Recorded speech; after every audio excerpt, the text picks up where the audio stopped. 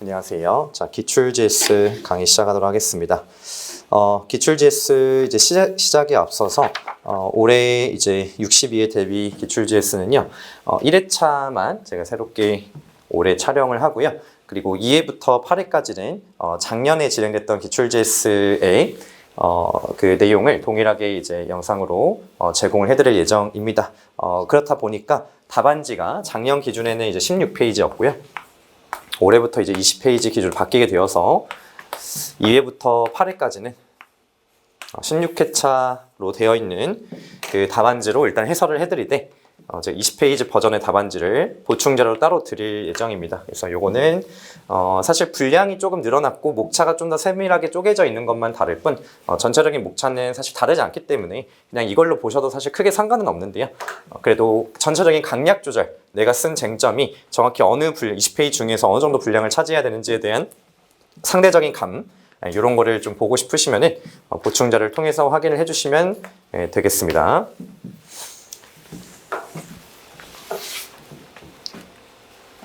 자, 문제 1번 바로 들어가도록 하겠습니다. 자, 61회 문제 1번이고요. 61회 문제 1번은 잘 아시다시피 크라운진 판례를 모티브로 해서 구성한 문제입니다. 크라운진 판례가 딱 봤을 때는 잘 느껴지지 않긴 합니다. 어디서 알 수 있었냐? 사용 표장 2개가 나왔는데 이제 하나는 등록 상표와 조금 비슷하지만 좀 명칭이 좀 다르게 되어 있는 상표 표장 1이 나와 있고, 그리고 표장 2에 또 문자가 좀 있고 밑에 주 애니진이라고 하는, 일단 애니진이라는 분의 진, 이 부분으로 인해서 이게 크라운진의 진이랑 대응이 되죠. 이 부분이 하나 힌트였고요. 요거는 약간 좀 본질적이지 않은 힌트긴 한데 어쨌든 이게 하나 힌트가 있었고, 두 번째는 문자 외에 주 땡땡라고 해서 순수한 상호, 태양이 같이 결합이 되어 있었다라는 사정, 이 두 가지가 트리거였습니다. 그래서 이 두 가지를 보고서 크라운진 판례를 생각하시면서 문제를 푸셨으면 조금 더 아무래도 편하게 문제를 읽으실 수 있고요. 설령 그렇지 않다고 하더라도 그냥 읽으면 됩니다. 네, 문제 그냥 읽으시면서 주체, 상표, 상품, 날짜, 그리고 사용 태양, 출원, 등록, 사용, 그리고 뭐 법률 용어 나와 있으면 법률 용어, 예를 들면 뭐 등록 상표 사용하지 않았다, 또는 뭐 인식되었다, 뭐 사실치되었다, 이런 표현들, 그런 거 밑줄 그어가면서 읽어주시면 되고요. 결국에는 이제 설문에서 뭘 묻고 있는지가 핵심인데, 표장 1과 표장 2가 상표권을 침해했는지 여부에 관해서 판단하시오라고 해서 침해 금지 청구도 아니고 침해 판단을 묻고 있습니다. 그래서 이제 침해라는 부분에 대해서 표장 1과 표장 2를 내가 나눠서 써야겠다라는 생각을 먼저 해주시는데, 표장으로 나눌까 아니면은 쟁점으로 나눌까, 이 두 가지 중에서 저는 쟁점으로 나누는 걸 선택했습니다. 이유는 두 개의 표장의 유사 판단, 상표력 사용, 효력 제한을 판단할 때 사용되는 법리 자체가 중복이 되기 때문이에요. 중복. 이렇게 법리가 중복이 될 때는 쟁점으로 나누고 포섭에서 상표를 나눠서 적어주시는 걸 추천드리고요. 만약에 표장마다 법리가 다르다. 표장마다 법리가 다르다. 그러면은 뭐 이거 같은 경우에는 2번 해가지고 여기서 표장 1의 경우 3 해서 표장 2의 경우, 이런 식으로 표장으로 목차를 나눠주시고 이 안에서 각각의 쟁점들을 논해주시면 되겠습니다. 그래서 이건 둘 다 가능한데요. 여기는 법리가 중복되기 때문에 이 방법을 썼다 생각해 주시면 되겠고요.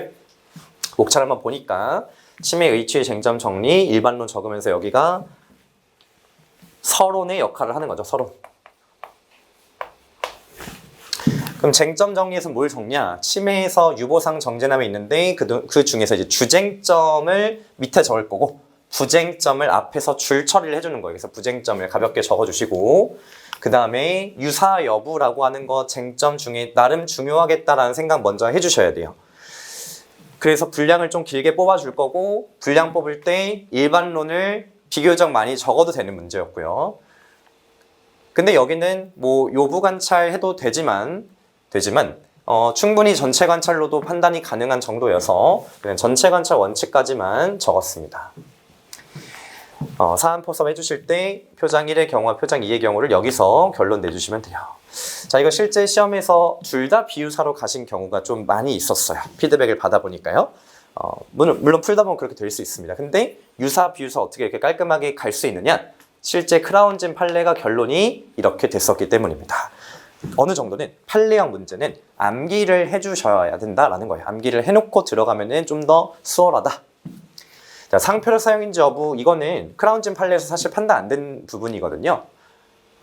그래서 문제 보더라도 별로 품간태의 주의경과 관련된 쟁점을 적을 게 별로 없어요.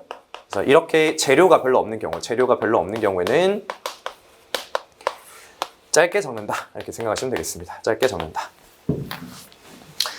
자, 90조이랑 1호에서 효력 제한 적용 가부, 제한적 적극이라는 결론 내주시면서 주쟁점인 거를 어떻게 알 수 있느냐?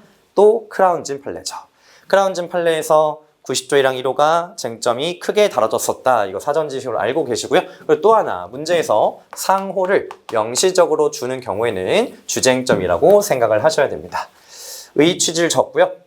결합상표 일부에도 효력 제한 되냐? 이거는 필수 기재 사항은 아니고 적어도 좋고 안 적으셔도 괜찮습니다.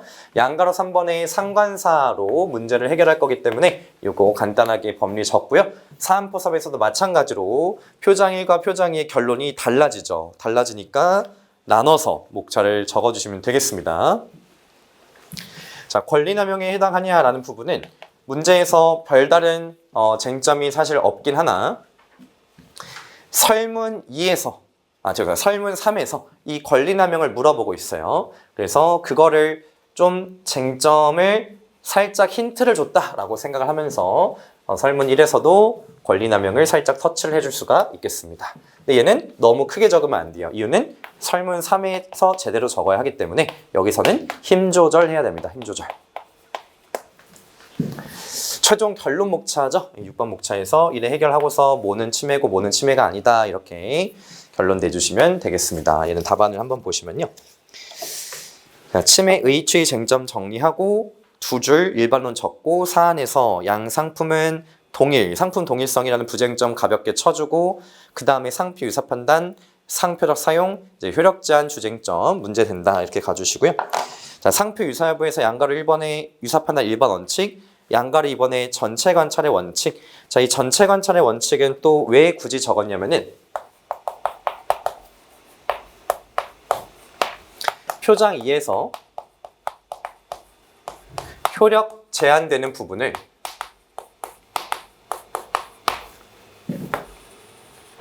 제외하고 판단을 하는 게 아니라 이 효력 제한되는 부분을 약하게 고려하여 판단을 해야 된다라는 것의 근거가 전체 관찰의 원칙이에요.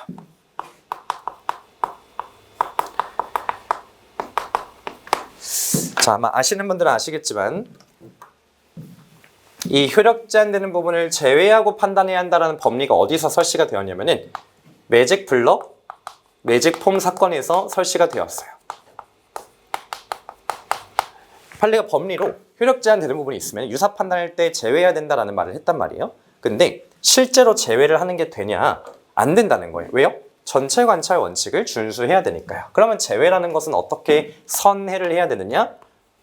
제외가 아니고 약하게 고려라는 의미로 해석을 해주셔야 한다라는 거고요. 그것에 대한 근거를 전체 관찰의 원칙이라는 것을 통해서 이제 제시를 해준 거다라고 이해하시면 되겠습니다.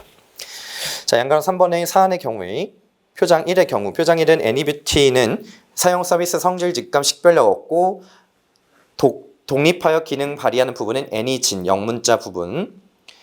원문자 2번 갑상표와 표장 1의 요부를 대비하면 호칭이 동일, 관념이 어디 있는 유전자로 동일, 출처노 염려 있는 유사상표이다. 그러니까 요부 관찰의 법리는 따로 적지 않았고 사안포섭으로 이걸 보여주고 있어요. 자, 이런 식으로 일반론에 해당하는 법리는요, 판례는요,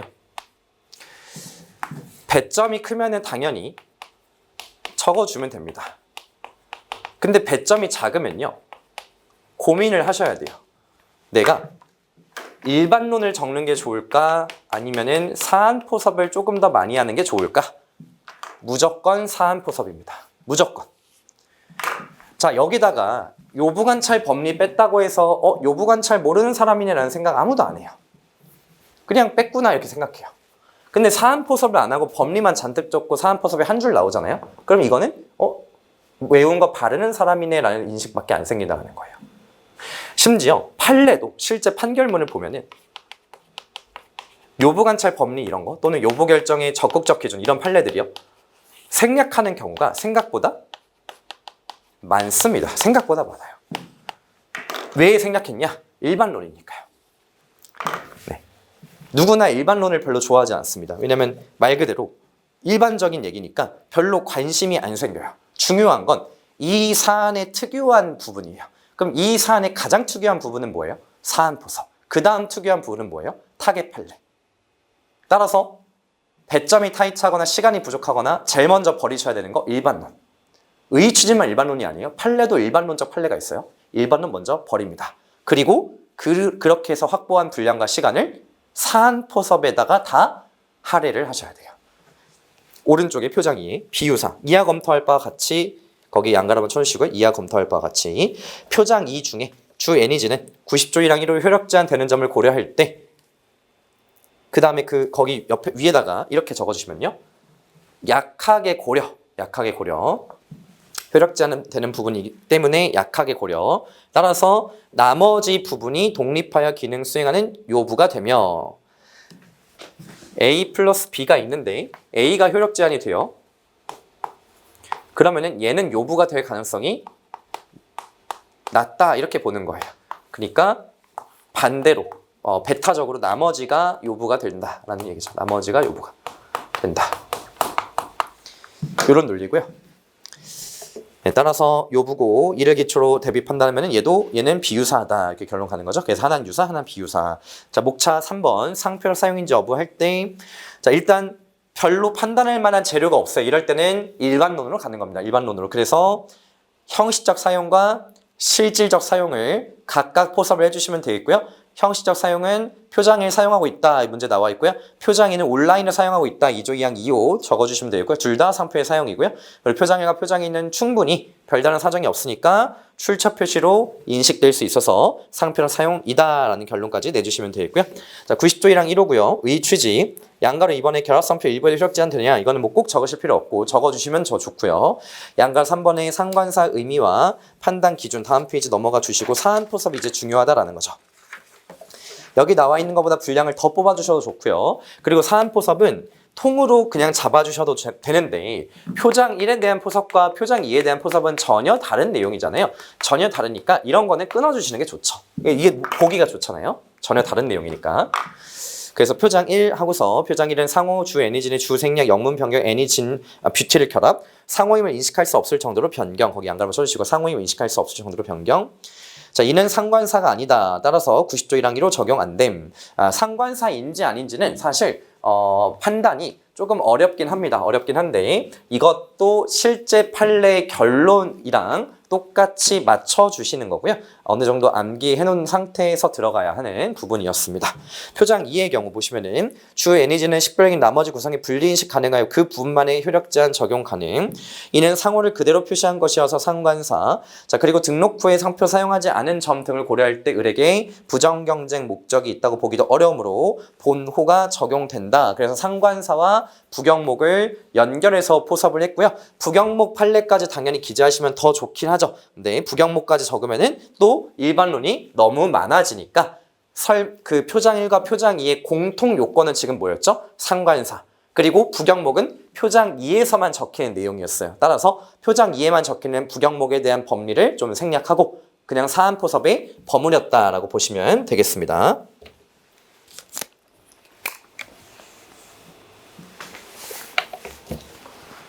5번 목차 권리남용인지. 첫 번째, 무효 사유가 없고요. 따라서 무효될 것이 명백한 권리라고 볼 수도 없어서 권리남용에 해당하지 않는다. 그러니까 등록상표가 이제 N이 진 이렇게 되어 있으니까 어디서든 뭐 존재하는 유전자 이런 의미를 가지고 있어서 유전자 이 동물 위한 위생 미용 서비스업과 관련해서 혹시 지정상품 성질 직감 아닐까라는 생각이 잠깐 들 수 있지만 직감일 순 없고 해봤자 암시 정도에 해당한다라고 봐야겠죠. 암시 정도밖에 안 된다면은 무효될 것이 명백이라 볼 수 없기 때문에 권리남용이 아니다. 다시 한번 강조드리면 권리남용은 여기서 쟁점으로 사실 뽑을 필요가 원래 없었어요. 근데 왜 나왔냐? 설문 3번 때문이라는 거예요. 설문 3번에 권리남용을 물어보고 있잖아요. 그러면은 권리남용이라는 걸 하나의 트리거로 삼아도 되겠다라고 생각해서 설문 1번에서 굳이 권리남용을 목차화한 거다라고 보시면 되겠습니다. 마지막에 결론 목차 6번 내용까지 적어주시면 되겠고요. 자, 설문 2번입니다.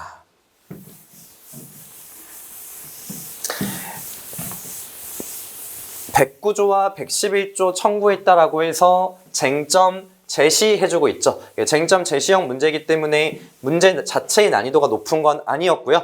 여기에 꼭 적혀야 되는 판례가 정해져 있기 때문에 그 판례를 잘 현출했는지가 이제 주된 부분이 되겠습니다. 목차 한번 보시면요.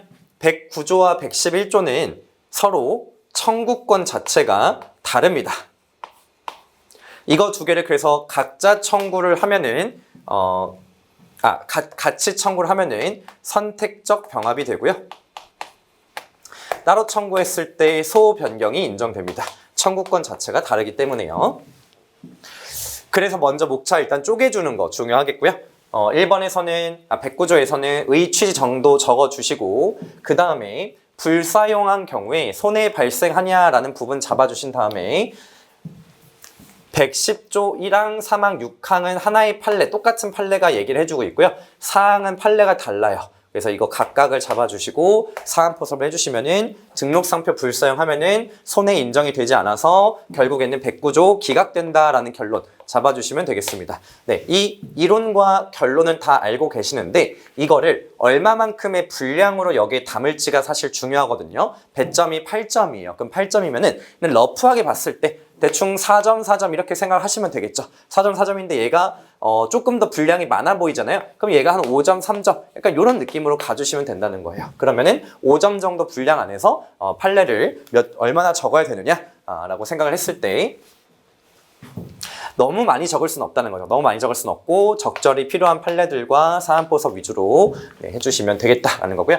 111조도 의취 정도 적어주시고 111조는 적용요건과 엄격 해석 원칙을 적어주시는 게 조금 더 좋은 부분이고요. 왜냐면은 이 111조는 등록상표를 사용해야 된다고 하는 내용이 판례에 의해서 인정되는 게 아니라 조문 자체입니다. 조문에 나와 있어요. 109조는 판례가 말해주고 있어요. 뭐라고요? 109조의 요건 사실 중에 침해, 고의과실, 인과관계, 손해 발생이 있는데 이거 말고 등록상표 사용이라고 하는 요건도 필요하다라고 하는 게 판례의 해석이에요. 이게 판례예요, 판례.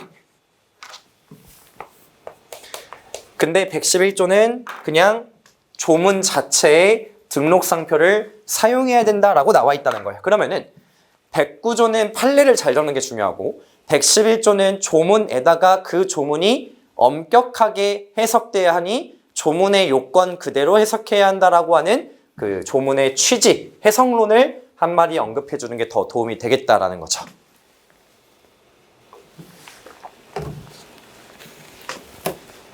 자, 그래서 답안지 3페이지 하단부의 설문위에 109조, 오른쪽에 111조, 자 왼쪽 다시 109조, 양가로 1번의 위치, 다음 페이지 등록상표 불사용 시 손해 인정되냐, 반가로 1번, 반가로 2번, 1항, 3항, 6항과 4항 판례 적어주시면 되고요. 둘 다 공통된 내용은 판례 표현이 약간 다르긴 하나 공통 내용은 등록상표 사용 안 하면은 손해배상 인정 안 된다가 결론이에요. 사안포섭 물론 사안포섭을 할 게 많지 않기 때문에 왜냐면 문제에서 등록상표를 사용하지 않았다라고 그냥 줘버렸어요. 그래서 등록상표를 사용했냐, 불사용했냐 이거는 판단할 필요가 없었어요. 나와 있으니까요. 그럼 뭐만 판단하면 되냐? 등록상표를 불사용했다고 하니 109조가 판례에 의해서 인정 안 된다라는 결론만 내주시면 되는 거였죠. 그래서 사안의 경우에 110조는 손해발생 추정 규정 아니고요. 갑이 등록상표를 지정사업에 사용하지 않은 이상 갑에게 손해발생 인정 안 된다. 소결. 네, 실손해배상 청구하면서 110조 각항 주장에도 불성인의 갑의 손해가 없으므로 109조 손해배상 청구는 인정 안 된다. 자, 111조고요. 법정 손배도의 취지한 두 줄 정도 적어주시고요. 다음 페이지 넘어가셔서 자, 적용 요건과 엄격 해석의 원칙 이렇게 적어주시는 거고요. 자, 이거를 왜 적었냐라고 했을 때 옆에다가 부연 설명해 주시면요. 등록상표의 사용은 조문에서 규정된 대로 엄격하게 인정될 필요가 있기 때문이다. 이렇게 이해하시면 되겠습니다. 등록상표 사용이라는 것을 완화해서 해석해 줄 수 없고 조문에 규정되어 있잖아요. 그 그대로 엄격하게 보아야 한다라는 입장을 강조하기 위해서 적은 거다라고 보시면 되겠습니다. 양걸 3번의 사안의 경우에 법정 손해배상 청구를 하면서 법정 손해액을 설령 부하더라도 불사용으로 인해 갑에게 손해가 없고요. 그리고 얘는 사실 한 가지 더 추가 쟁점이 있는 게 111조는 공격상표와 방어상표가 유사범위면 안 돼요. 같거나 동일성 있는 범위여야 됩니다. 그래서 이 같거나 동일성이 있는지가 또 요건 중에 하나인데 사안에서는 공격상표는 그냥 any진, 방어상표는 요 두 가지. 그래서 너무 다르게 생겼죠? 그래서 같거나 동일성도 사실 없다고 볼 수 있습니다. 두 가지인 거예요. 등록상표도 불사용, 그리고 상표가 같거나 동일성이 없음. 사실 근데 같거나 동일성은 여기서 쟁점은 아니었어요. 왜냐, 얘는 불사용이라고 하는 트리거가 쟁점이기 때문에 같거나 동일성은 중요한 부분은 아니었지만 사안포섭에 녹여내 주시는 정도는 괜찮을 것 같습니다. 자, 설문 3번이고요. 설문 3번에서는 질문이 두 가지였습니다. 첫 번째, 무효 취소 사유 있을 때 권리남용 인정되냐 한 가지. 두 번째, 대법원 판례상 인정되는 권리행사가 권리남용이 되는 경우의 사례들 이렇게 두 가지예요. 그래서 두 개를 목차를 따로 잡아주시면 되겠고요. 네, 목차 한번 보시면은 일단 상표법상 권리남용, 상표권 남용을 물어봤으니까 정의 정도 내려주면 좋겠죠. 의. 두 번째 질문 한 무효 취소 사유에 따른 권리남용 적용 가부 무효는 되고 취소는 안 된다 이렇게 결론 위주로 내주시면 되겠고요. 그리고 상표권의 권리행사 권리남용이 되는 경우에 예시들 법적 보호가치 케이스 무효될 것이 명백 그리고 부정경쟁행위를 목적으로 취득한 권리행사 요 세 가지를 적어주시면 되고요. 그리고 원래 유형을 이제 열거하실 때는 이거 말고도 추가로 두 가지가 더 있잖아요. 취소 사유 명백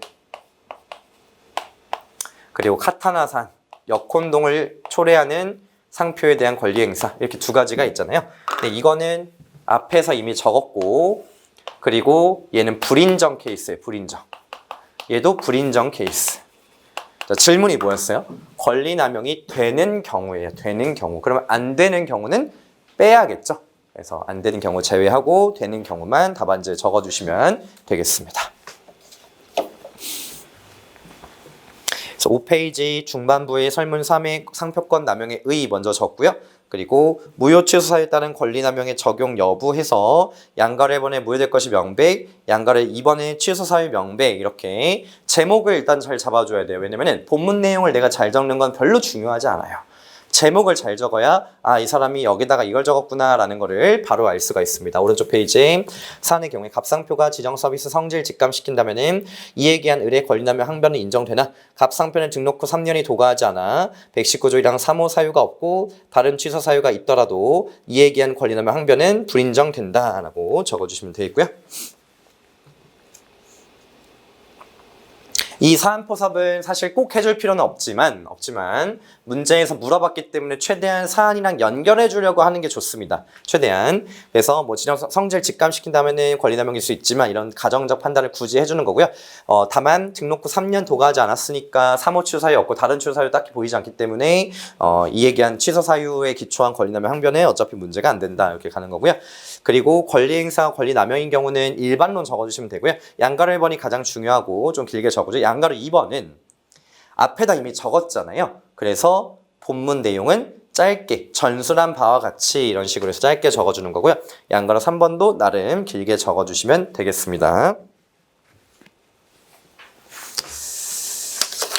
자, 문제 1번은 결국에는 판례형 문제인데 이 판례형 문제가 비교적 어려웠던 점은 뭐였냐면은 설문 1번에서 유사 판단의 결론을 암기하고 있는 사람과 암기 못한 사람, 그리고 효력 제한이라고 하는 게 주쟁점인지 알고 있는 사람과 모르고 있는 사람 간에 과감하게 들어갈 수 있냐 없냐의 차이가 있었어요. 그럼 이거 어떻게 해결해야 되냐? 판례 공부를 해야 되죠. 근데 판례 공부를 이게 이 시험을 기준으로 한 5개년 정도였던 5개년인가 6개년인가 정도 안에 판시가 된 판례입니다. 선고가 된 판례인데 아닌가요? 이거 뭔가 제 기억상으로 제가 공부할 때부터 있던 판례인데 판례 번호를 보면은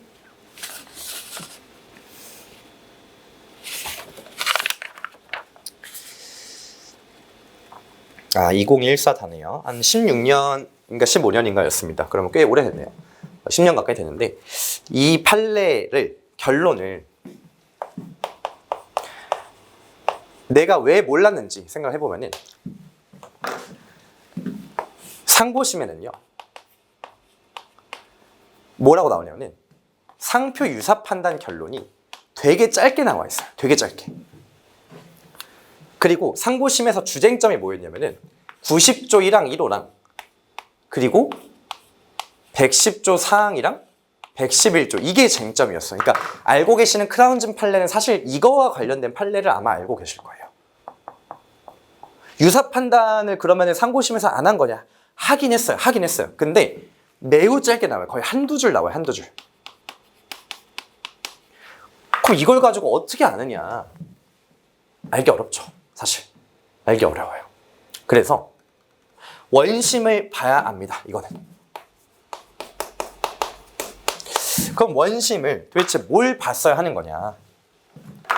자, 생각해보면 유사 판단을 해야 이게 나오겠죠. 침해가 성립해야 이게 나오겠죠. 얘는 그러니까 뒤의 판단의 논리적 선결 판단이었던 거예요. 이 논리적 선결 판단들을 중에서 최근 6개년 사실 이게 여기까지만 좀 말씀드리고 싶은데 이게 6개년을 넘어서 가지고 심한 경우에는 11개년 역대 나왔던 그 판례형 문제 중에 가장 심하게 옛날 판례가 나왔던 게 바로 11개년이었어요. 이게 58회 문제 3의 크로커다일 판례였어요. 이게 10.5개년 정도 선고 일자인 판례가 기출됐어요. 이건 대충 한 6, 7개년이라고 칠게요.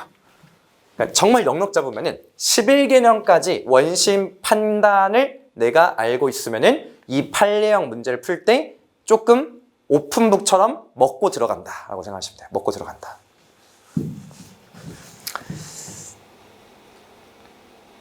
네, 제가 근데 이거를 스스로 하시라고 떠맡기건 너무 무책임하기 때문에 제가 나름대로 이걸 보완하실 수 있는 자료를 열심히 만들고 있습니다. 자작 중이에요, 중. 제가 공약으로는 4월 말까지 드린다고 했는데 4월 중으로 드린다고 했는데 최대한 지킬 수 있도록 만들고 있고요. 이 자료에는 뭐가 들어갈 거냐? 이런 거예요. 자, 원심에서 상고심에서 만약에 쟁점이 2개가 있어요. 그럼 원심에서도 1번, 2번 쟁점 당연히 있죠. 거기다가 플러스 알파로 3번, 4번까지 있다고 칠게요. 제가 올해 판례집에는 뭘 넣어놨냐면은 상고심의 쟁점 말고 원심에서 이거의 결론 어떻게 내렸는지 그리고 원심에서만 쟁점했던 이 3번, 4번에 대한 논리의 키워드와 그리고 결론까지를 정리를 해놨어요. 네. 이걸 쟁점 포인트 해가지고 정리를 해놨어요. 근데 이것만 이제 드리니까 또 어떤 그 자료를 말씀을 하셨냐면은 3번, 4번이 원심에서 쟁점 됐던 건 알겠는데 이거를 원심이 실제로 어떻게 사안 포섭을 했는지도 알고 싶다. 그래서 이 자료를 만들고 있는 거예요. 이 자료는 원심과 관련된 모든 이제 문제들을 다 해결할 수 있게 그 정말 필요한 도구들을 이게 제가 아직까지 이게 드리지 못한 마지막 최후의 보루인 것 같아요. 요거까지 이제 드리면 더 이상 판례형 문제 때문에 고통을 받으시는 일은 없으시지 않을까라고 생각을 합니다. 이걸 촉발시켰던 이제 그 문제가 60회 문제였어요. 60회. 60회 문제 이제 다음 회차인가요? 다음 회차인가요? 이제 푸실 텐데요. 요거 이제 푸실 때 제가 무슨 말씀을 드렸는지 아마 아실 겁니다. 그래서 그때 한번 보시면 되겠고요. 자, 문제 2번 넘어오셔서 문제 2번도 판례형 문제였어요. 판례형 문제고 잘 아시는 나름 얘는 2년 안에 선고된 최판 컨투어 코일이에요. 컨투어 코일을 가지고 문제를 냈는데 일단 특징 첫 번째 컨투어 코일 하고서 한글 컨투어 코일 이 상하 병기를 한 다음에 이 중에서 일부를 생략 사용해서 영어로만 사용을 한 사안이었어요. 그럼 여기에 이제 119조이랑 3호가 쟁점이었는데 첫 번째 쟁점이 나왔던 게 등록상표를 생략 사용을 하는 게 사통동이 맞냐, 이거 쟁점이 하나 있었거든요. 이 쟁점을 문제를 어떻게 줬냐, 사실관계에서 그냥 사회통념상 동일하게 볼 수 있는 형태의 실사용 표장이라고 그냥 줘버렸어요. 이 쟁점을 그냥 적을 필요가 없게 줬다고요. 문제를 단순화시킨 거죠. 그 다음에 또 하나 여기서 쟁점이 뭐였죠? 거래 서류 종류가 뭐가 있는지. 자, 거래 서류 종류가 뭐가 있는지도 쟁점이었는데 이 문제에서는 이 거래 서류에 대해서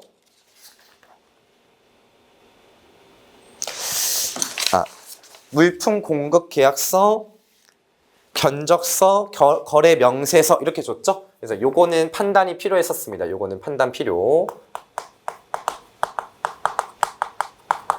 또 하나 쟁점이 2조이랑 11호 다목이 성립하기 위한 요건 중에 널리 알리는 행위가 무엇이냐라는 부분이었죠. 이 부분도 이제 판단 필요했었습니다.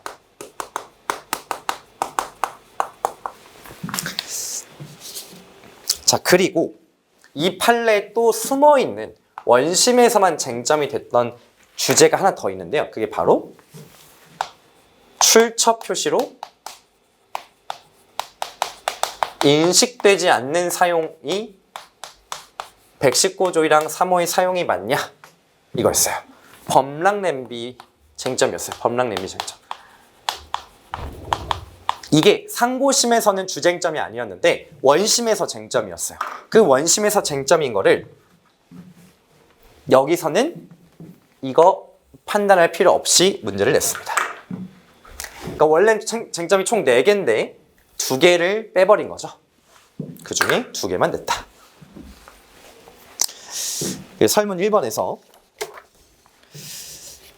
질문이 뭐냐면 인용심결한 경우에 대응 조치와 결과를 물어봤어요. 근데 대응 조치는 사실상 정해져 있어요. 인용심결이 부당하니까 심치서로 다툰다. 이게 그냥 대응 조치예요. 그러니까 말은 조치형 문제지만 실질은 문답형 문제나 다를 바 없는 그런 형태였어요. 그래서 이런 거는 그냥 문답형 문제처럼 취급을 해주시면 되고요. 네, 목차 보시면은 그래서 심치소 의의 취지부터 의의와 쟁점 정리부터 바로 나오는 거고요. 심치소는 소송이니까 적법 본안인데 적법 요건 중에서 딱히 쟁점이 없어요. 뭐 여기에 제소기간이라든지 원고 적격 이런 거 문제될 만한 게 없어요. 그러니까 바로 본안으로 들어가는 거예요. 3호 취소 사유가 있냐, 취소 심판 의의 취지, 그 다음에 의뢰 사용이 상표권자 등의 사용이 맞냐 주체 면에서 포섭 간단하게 해주시고요. 그 다음에 상표에 대한 사용이냐라고 했을 때 원래는 컨티넨탈 판례 나와줘야 되거든요. 원래 판례 사안은. 근데 여기 그게 필요 없었다고요. 왜냐? 사통동이라는 게 주어져 있잖아요. 그래서 짧게 포섭을 해주시는 거고요. 양가로 4번에서 사용이냐라는 부분에 대해서는 사용이 뭐냐라고 했을 때 사용의 정의는 2조이랑 11호의 상표의 사용이랑 똑같다라는 부분 적어주고요. 2번 거래 서류의 의미와 범위 적어주고요. 3번 널리 알리는 행위가 뭔지를 적어주고 나서 사안 포섭을 한 번에 모아서 해주시면 됩니다. 소결은 결과적으로 3호 추사의 존재 그리고 설문의 해결 결론 목차까지 적어주시면 되겠습니다. 20페이지 분량으로 늘어나면서 가장 많이 변화가 일어난 부분이 서론과 결론을 최대한 따로 적어주는 거. 제가 작년에 이제 16페이지 답안에서는 최대한 본론 위주로 핵심만 적었어요. 왜냐면 이거와 이거는 새로운 정보를 제시해주는 부분이 아니거든요. 새로운 정보가 아니에요. 여기는. 이거는 이 본론에 있는 거랑 다 동어 반복이에요. 동어 반복. 얘는 주의를 환기하고 관심을 유도하는 목적에 약간 뭐라고 할까요? 후킹이라고 할까요? 네, 후킹 끌어오는 후킹이라고 보시면 되고요. 얘는 마무리 짓는 이렇게 이 전체 내용을 안정감 있게 마무리 짓는 부분이에요. 그래서 이건 입구 출구 사실 여기가 본론 내용 이렇게 되는 건데 그 채점을 하는 사람 입장에서는 서론, 본론, 결론의 구조를 최대한 갖추고 있으면 조금 더 완결성 있게 느낍니다. 그래서 얘가 서론이고요. 얘가 결론이고요. 얘가 본론인 거예요. 근데 이게 만약에 판단할 내용이 많다. 그럼 본론 1, 본론 2 이런 식으로 이제 길어지는 거죠. 이렇게 목차를 최대한 서론, 본론, 결론의 형태를 좀 살리려고 많이 좀 노력을 했다. 이렇게 이해를 해주시면 되겠습니다. 답안지 한번 보겠습니다. 심취소 의 쟁점 정리 119조 1항 3호의 취소 사유 여기가 이제 본론에서 처음 들어와서 3호 취소 사유 존부를 따지려면 당연히 의 취지 먼저 적어주시고요. 그 다음에 상표권자 등의 사용이냐. 자, 통상사용권 설정령은 제3자 대항 요건이고, 자, 설정 계약만으로 효력이 발생하므로 의뢰 사용은 통상사용권자 사용에 해당한다. 이 통상사용권의 설정 등록을 안 했기 때문에 이제 쟁점 미등록이라는 게 쟁점이 될 수 있는데 이거는 가볍게 쳐낼 수 있고 근거만 잘 적어주시면 되겠죠. 양가로 3번에 등록 상표에 대한 사용이 맞냐라고 했을 때 판례는 등록 상표 동일한 상표에는 거래사의 통념상 동일한 상표를 포함한다라고 하고 있고요. 원래는 이 판례 적은 다음에 그 옆에다가 컨티넨탈 판례까지 원래 적으셔야 되는데 이 사안에서는 영문자 한글 음역을 준 게 아니기 때문에 그냥 1번 판례만 적고 바로 사안 포섭 해주시면 되겠고요. 사안에서 사통동이므로 등록상표 사용이 맞다. 자, 양가로 4번에 등록상표에 대한 사용이 맞냐 해서 사용의 의미 2조이랑 11호 강목의 행위를 의미한다라고 하고요. 네, 거래 서류의 의미와 범위는 판례를 좀 짧게 적었는데요. 거래 서류는 거래에 제공되는 서류로서 견적서 등이 포함된다. 다음 페이지에 널리 알리는 행위 이게 이제 중요한 부분이었는데 판례는 판매업자가 거래 서류에 상표를 표시, 상품 거래 과정에서 일반 공정에 속한 거래 상대방 이를 교부하였다면 특별한 사정이 없나 위와 같은 행위는 널리 알리는 행위로서 담원 규정은 사용에 해당한다. 이 판례에 암기하신 내용 최대한 길게 적어주시고요. 네, 사안 포섭 보시면은 의뢰의 거래 서류를 교부받은 거래 상대방이 비밀 유지 의무를 부과한 특별한 사정이 없으므로 널리 알리는 행위이고 따라서 등록상표의 사용에 해당한다. 그래서 소결은 119조랑 3호의 취소 사유가 존재하지 않는다. 이렇게 결론 내려주시면 되겠고요.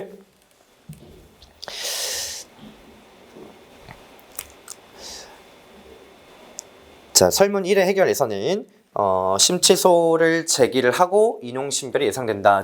질문이 뭐였죠? 조치 그리고 결과예요. 그래서 조치는 심취소, 결과는 인용판결 이런 식으로 물어본 거에 대한 답을 내려주시면 되겠습니다.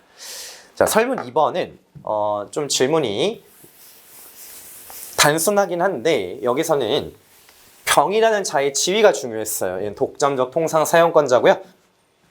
의뢰 지위가 독점 통상 사용권자고요. 그래서 병의 제3자의 사용 행위는 이제 침해다라는 부분까지 목차로 잡아주시고 그 다음에 이제 조치 뭐 취할 수 있냐라고 했을 때 침해 금지 청구를 취할 수 있는지 직접 청구는 불가능하고 대위 청구 가능하다. 그리고 손해배상 청구 가능한지 관련해서 제3자 채권 침해 논리로 포섭 가능하다. 이렇게 알고 계시는 일반론을 5점 분량이잖아요. 이게 만약에 10점으로 물어봤으면 이거보다 훨씬 길게 적을 수 있겠지만 5점 분량이기 때문에 좀 컴팩트하게 기재할 필요가 있었습니다. 바로 답안 보시면은 의뢰 법적 지위는 독점 통상이다.